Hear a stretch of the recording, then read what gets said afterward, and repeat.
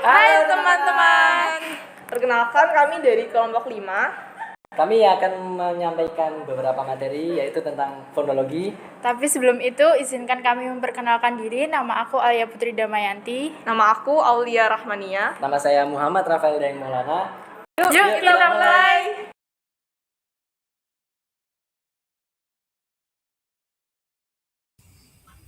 Nah, jadi pertama kita harus tahu dulu apa itu fonologi. Nah, baik, kita awali dari pengertian fonologi. Secara etimologi, kata fonologi berasal dari gabungan kata fon yang berarti bunyi dan logi yang berarti ilmu. Jadi fonologi itu adalah ilmu yang mempelajari tentang bunyi. Sebagai sebuah ilmu, fonologi lazim diartikan sebagai bagian dari kajian linguistik yang mempelajari, membahas, membicarakan, dan menganalisis bunyi-bunyi bahasa yang diproduksi oleh alat ucap manusia. Jadi dalam fonologi nanti kita akan mempelajari tentang bunyi-bunyi bahasa yang diproduksi oleh alat-alat ucap manusia. Yang biasanya dalam fonologi ini biasanya diremehkan ya sama orang-orang, ilmu yang tidak begitu penting, tapi sebenarnya tetap ada ilmunya. Sedangkan pengertian fonologi menurut para ahli, yang pertama, fonologi ialah bagian dari tata bahasa yang mempelajari bunyi-bunyi bahasa yang dijelaskan oleh Kraft pada tahun 1984. Yang kedua, fonologi ialah bidang dalam linguistik yang menyelidiki bunyi-bunyi bahasa menurut fungsinya, yang dijelaskan oleh Kri Dalaksana pada tahun 1995. Dan yang ketiga, fonologi ialah bidang linguistik yang mempelajari, menganalisis, dan membicarakan runtutan bunyi-bunyi bahasa, yaitu secara etimologi terbentuk dari kata fon, yaitu bunyi, dan logi, yaitu ilmu, yang dijelaskan oleh Cair pada 1994. Lalu kemudian nomor 4, fonologi ialah bidang linguistik yang mempelajari, menganalisis, dan membicarakan runtutan bunyi-bunyi bahasa dari Fronkin dan Rothman 1998-96. Kemudian nomor 5, fonologi merupakan studi bahasa yang berkenaan dengan sistem bahasa, organisasi bahasa, serta merupakan studi fungsi linguistik bahasa dari Trubetskoy 1962, 11-12. Oke, kita akan lanjut ke materi selanjutnya, yaitu cabang-cabang fonologi. Yang pertama yaitu fonetik, cabang dari fonologi. Fonetik adalah cabang linguistik yang meneliti bunyi-bunyi bahasa tanpa melihat apakah bunyi-bunyi itu dapat membedakan makna kata atau tidak. Jadi fonologi kan mempunyai beberapa cabang ya. Jadi cabang yang pertama yaitu cabang fonetik.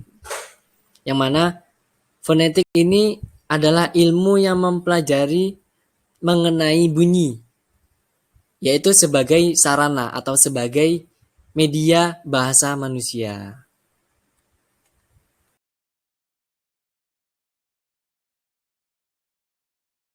Salah satu jenis fonetik yaitu fonetik artikulatoris. Fonetik artikulatoris disebut juga fonetik organis atau fonetik fisiologis, yang meneliti bagaimana bunyi-bunyi bahasa itu diproduksi oleh alat-alat ucap manusia.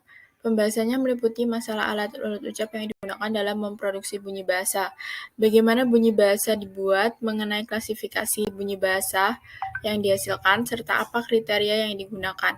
Mengenai silabel, juga mengenai unsur-unsur atau ciri-ciri suprasegmental, seperti tekanan, jeda, durasi, dan nada. Jenis-jenis dari fonetik. Yang kedua, fonetik akustik mempelajari bagaimana bunyi bahasa menurut aspek-aspek fisiknya. Bunyi-bunyi itu diselidiki frekuensinya, getarannya, amplitudenya, intensitasnya, dan timbrenya. Jadi fonetik akustik ini sebagai media yang menyalurkan, sebagai sarana yang menyalurkan dari artikulator yang dari nomor 1 tadi. Jadi bisa saya contohkan nih. Saya berbicara kepada teman saya. Saya sebagai artikulator, sebagai yang mengucapkan, yang mengeluarkan bunyi. Saya menyampaikan kepada teman saya, kemudian yang menyalurkan itu adalah udara. Jadi udara ini sebagai akustik sebagai media yang menyalurkan dari artikulator ke lawan bicara saya. Jadi seperti itu. Yang kedua, Fonetik auditori. Fonetik auditori meneliti bagaimana bunyi-bunyi bahasa itu diterima oleh telinga, sehingga bunyi-bunyi itu didengar dan dapat dipahami. Dalam hal ini, tentunya pembahasan mengenai struktur dan fungsi alat dengar yang disebut dengan telinga itu bekerja. Bagaimana mekanisme penerimaan bunyi bahasa itu sehingga bisa dipahami. Oleh karena itu, kiranya kajian fonetik auditori lebih berkenaan dengan ilmu kedokteran. yang kedua yaitu transkripsi fonetik. Kira-kira ada yang tahu nggak? Apa itu? Apa yang dimaksud dari transkripsi fonetik? Transkripsi fonetik adalah tulisan bunyi-bunyi bahasa secara akurat atau secara tepat dengan menggunakan huruf atau tulisan fonetik. Huruf fonetik ini dibuat berdasarkan huruf alfabet Latin yang dimodifikasi atau diberi. Yang ketiga yaitu alat ucap. Ini masih bagian dari cabang-cabang fonologi. Alat-alat ucap yang terlibat dalam produksi bunyi bahasa sebagai berikut. Yang pertama, paru-paru atau dalam bahasa Inggris disebutkan dengan lung. Yang kedua, batang tenggorok atau trakea. Yang ketiga, pangkal tenggorok atau laring. Yang keempat, pita suara atau vocal cord. Yang kelima, cricoid atau dalam bahasa Inggris dituliskan sebagai cricoid. 6. Lexum atau thyroid. Dalam bahasa Inggris dituliskan sebagai tersebut, thyroid. Yang ketujuh, arytenoid atau arytenoid. 8. Dinding rongga tenggorokan atau wall of Pharynx. Yang ke-9, epiglottis atau epiglottis.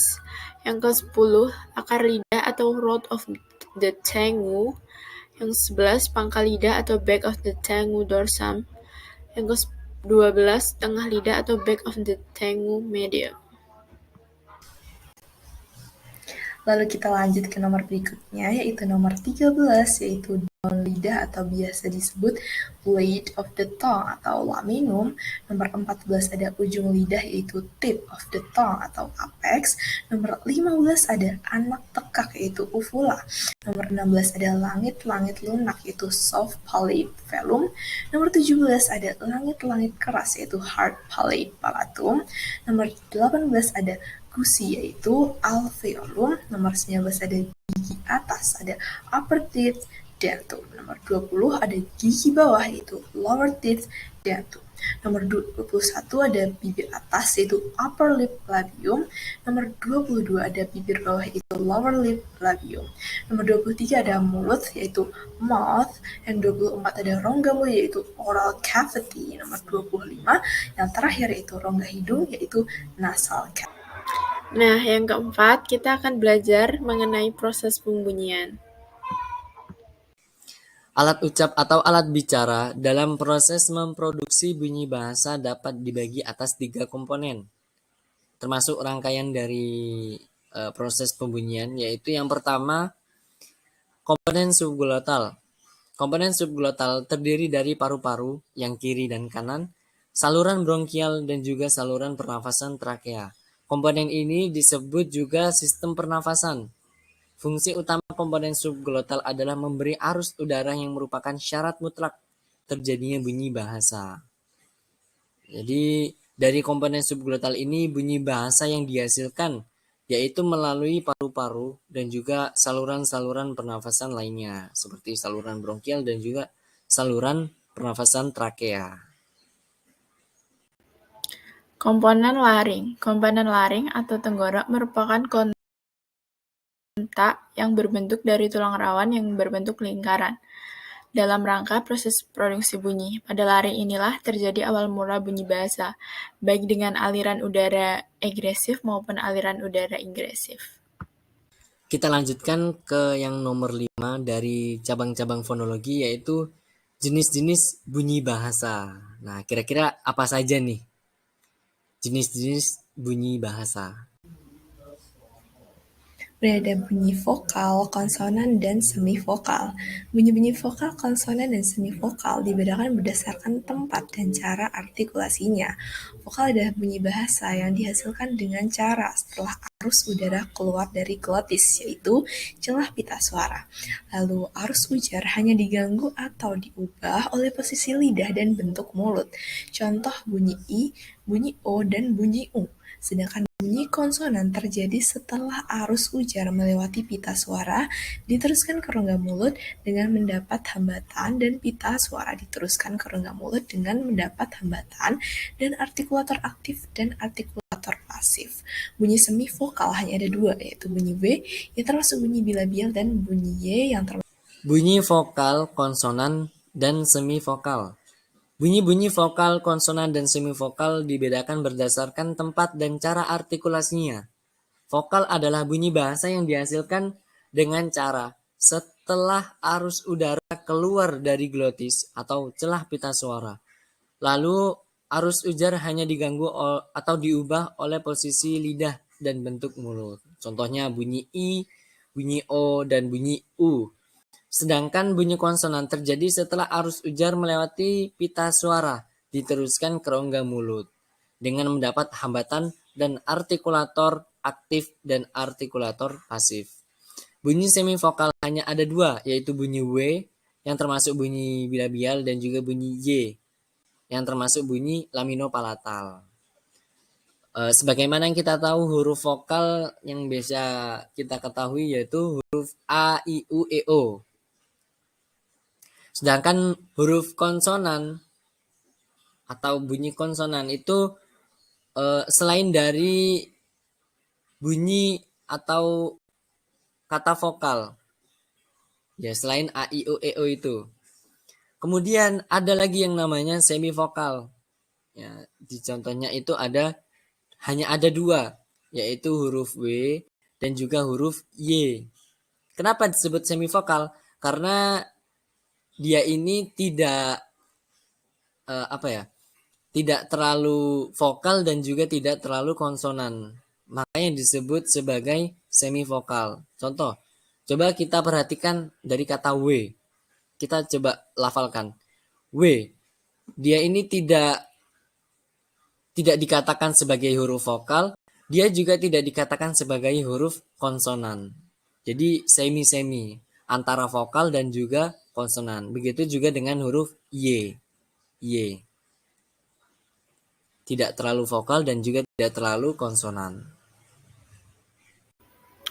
Bunyi segmental dan bunyi suprasegmental.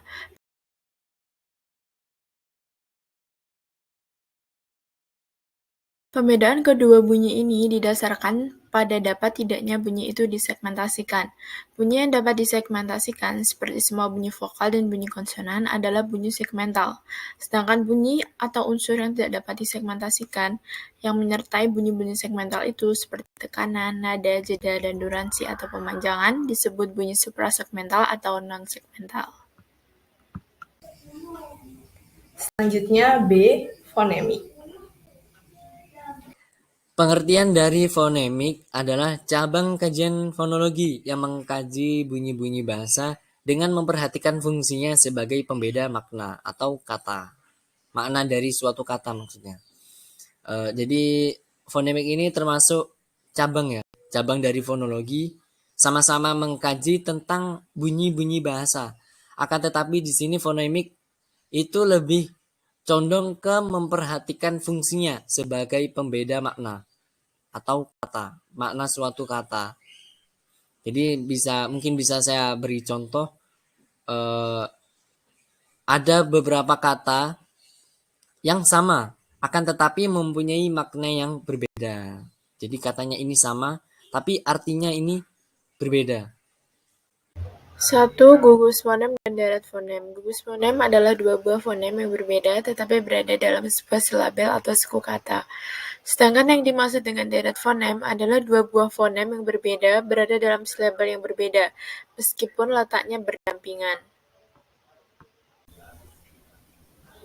2. Distribusi fonem bahasa Indonesia. Yang dimaksud dengan distribusi fonem adalah letak atau beradanya sebuah fonem di dalam satu ujaran yang disebut morfem.